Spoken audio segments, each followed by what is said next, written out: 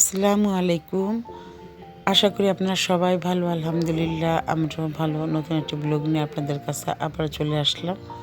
তো গতকালকে কী রান্না করেছিলাম সেটা আপনাদের সাথে একটু শেয়ার করছি। তো এখানে দুধের মধ্যে চাল দিয়ে দিলাম, পোলার চাল, দারুচিনি, এলাচি। তো এখন একটু নেড়ে দিলাম, তারপর চুলার মধ্যে বসিয়ে দিব। তো এর মধ্যে চালটা সিদ্ধ হয়ে গেছে। এখন গুড় দিয়ে দিব, গুড় দিয়ে ভালোভাবে নেড়ে দিব। তো এই ক্ষীরটা আমার বাসায় আমি প্রায় রান্না করি। আমার কাছে ক্ষীরটা খেতে খুব ভালো লাগে। শীতের দিন বা গরমের দিন আমি যে কোনো সময় ক্ষীরটা রান্না করি মাঝে মধ্যে।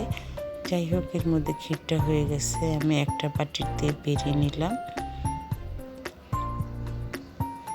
তো এখানে আমি অল্প করে ক্ষীরটা রান্না করেছি। যাই হোক, বাদাম দিয়ে দিলাম ক্ষীরের মধ্যে। বাদামটা দিলে ক্ষীরটা খেতে ভালো লাগে। তো তারপরে ফ্রিজে রেখে দিয়েছিলাম। তো সকালবেলা রুটি ভাজলাম। তো রুটিগুলি ভাজা হয়ে গেছে। তখন আমরা সকালে নাস্তা করব। তো বিকালবেলা গেলাম বড় খালার বাসায়। বড় খালা অসুস্থ ছিল, তো বড় খালাকে দেখতে গেলাম। তো এখানে আমার মা আমার সাথে গিয়েছে, তারপরে মেজো খালা আসছে মেজো খালার বাসা থেকে। তো বড় খালা হসপিটালে ছিল, তারপর বাসায় নিয়ে গেছে, তারপর আমরা দেখতে গেলাম।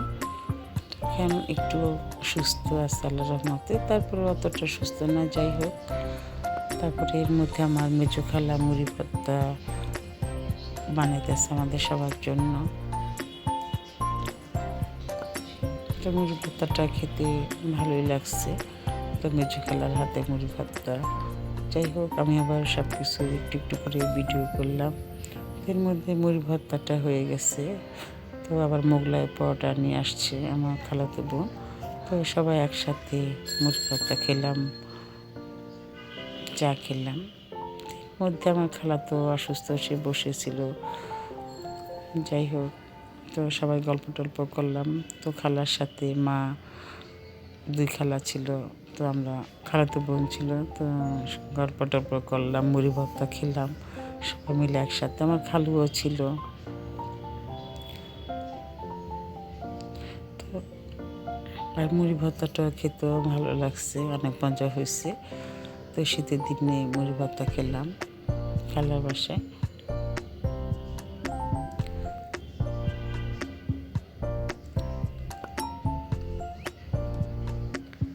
তারপরে চা খেলাম। তো আমার খালাতো বোন চা তৈরি করে নিয়ে আসছে আমাদের জন্য।